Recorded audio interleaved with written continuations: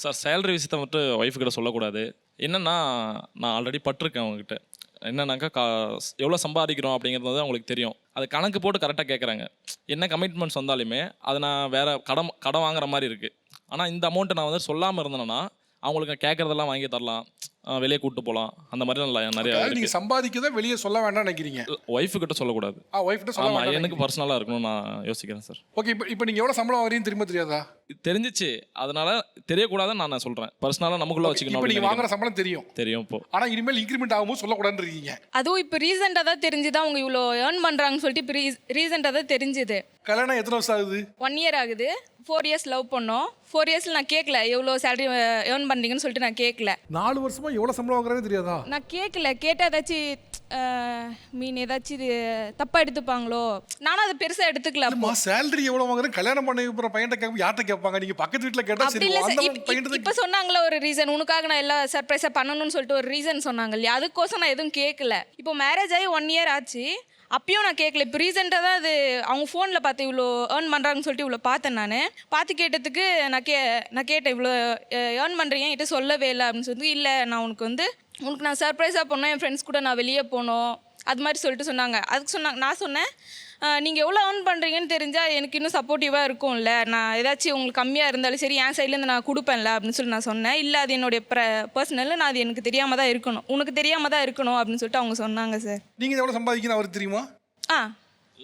அவங்க அக்கௌண்ட்டுக்கு தான் போகும் எல்லாம். அது எப்படி? இன்ஃப்ளூயன்சர்ஸ் ப்ரொமோஷன்லாம் பண்ணுறோம். அதனால அங்கே வந்துருது. இது வந்து கணக்கு போட்டு கேட்குறாங்க, அதனால தான் அது ஒரு பிரச்சனையாக இருக்குது வீட்டில். கல்யாணம் பண்ணால் கணக்கு போட்டு கேட்க மாட்டாங்களா? இல்லை சார், அது சொல்லலாம். அது எல்லாத்தையுமே கரெக்டாக இவ்வளோ ஆச்சுன்னா இவ்வளோ ஆச்சுன்னு கேட்டுறாங்க சார். அப்புறம் நம்ம வந்து எங்கேயாச்சும் ஃப்ரெண்ட்ஸ் கிட்ட வாங்கணும் அப்படின்னாக்கா அது வாங்க விட மாட்டேங்கிறாங்க. ஆனால் எனக்கு என்ன புரியல அப்படின்னா, முன்னெல்லாம் வந்து தமிழ் படங்கள்லாம் பார்த்தீங்க அப்படின்னா 10ஆம் தேதி சம்பளம் வரும், ஒரு கவர் இருக்கும், அந்த கவரில் வந்து பணத்தை வச்சு கொடுப்பாங்க, அதை நேராக எடுத்துகிட்டு போய் மனைவிட்ட கொடுப்பாங்க. அங்கே ஒரு சாமி படம் இருக்கும், அந்த சாமி படத்துக்கு மேலே வைப்பாங்க, அப்பப்போ தேவையானதை எடுப்பாங்க. அப்புறம் இன்னொரு டப்பா இருக்கும், குழந்தைகள் படிப்புக்காக அப்படின்னு, இந்த மாதிரிலாம் வச்சுருப்பாங்க. ஆனால் முதல் கான்செப்டாக என்னென்னா சம்பாதிப்பே தெரியக்கூடாதுங்கிறதுலாம் ரொம்ப ஃப்ரெஷ்ஷான புதுசான கான்செப்டாக இருக்குது. இப்போ இருக்க காலகட்டத்துக்கு இதெல்லாம் கொஞ்சம் மறைச்சாதான் சார் நல்லா பசங்க கொஞ்சம் எப்படி சொல்கிறது ஜாலியாக இருக்க முடியும். இப்போ நீங்கள் 2 பேரும் கல்யாணம் பண்ணிட்டீங்க, 2 பேரும் சம்பாதிக்க, நீங்கள் எவ்வளோ சம்பாதிக்க அவங்களுக்கு தெரியாது. எப்படி இருக்குன்னா, நீங்கள் எப்படி ஃபியூச்சர் கோல்ஸை பிளான் பண்ணுவீங்க? எப்பொழுது வீடு வாங்குவது, எப்போது கார் வாங்குவது, எப்போது இஎம்ஐ கட்டுவது, இதெல்லாம் எப்படி பிளான் பண்ணுவீங்க சார்? அதுதான் சார், அந்த கமிட்மெண்ட்ஸ்ன்றது தான். அந்த சீட்டு கட்டுறோம், அதுக்கு இது பண்ணிடுறோம்.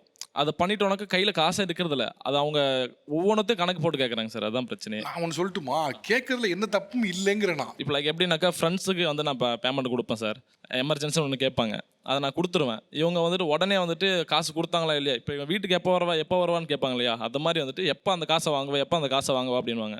இப்போ நம்மளுக்கு ஒரு கஷ்டன்ற போது வந்துட்டு அவங்க கொடுக்குறாங்க. இதெல்லாம் ரைட்டு தான். நான் ஒன்று சொல்லட்டுமா, உண்மையிலேயே நீங்கள் ஃப்ரெஷ்ஷாக கல்யாணம் ஆகிருக்கீங்க, அதெல்லாம் சொல்கிறேன். உண்மையிலேயே இப்படி கணக்காக கேட்டுற ஒய்ஃப் இருக்காங்க பார்த்தீங்களா, அந்த வீடு தான் சீக்கிரமாக ஒரு சொந்த வீடு வாங்குவோம், சீக்கிரமாக கார் வாங்குவாங்க, சீக்கிரமாக ஒரு பைக் வாங்குவாங்க, அவங்க சீக்கிரமாக கமிட்மெண்ட் முடிப்பாங்க.